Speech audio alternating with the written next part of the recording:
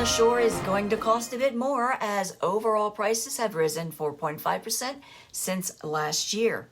It's Friday, August 18th, 2023. I'm Kimberly Barton of Kinetic Realty, your local market expert with this week's Maryland Eastern Shore Report.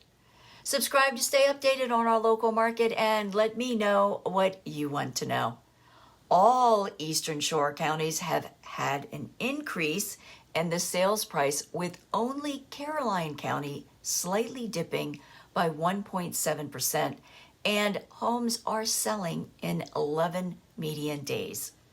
This week, inventory rose slightly to 1,216 homes for sale on the shore. 93 homes are poised to hit the market, falling again this week.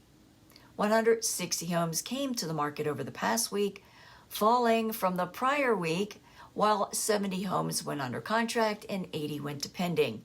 153 properties sold in 11 days at 100% list to sold ratio. The highest priced home to sell was in Ocean City for $3,150,000.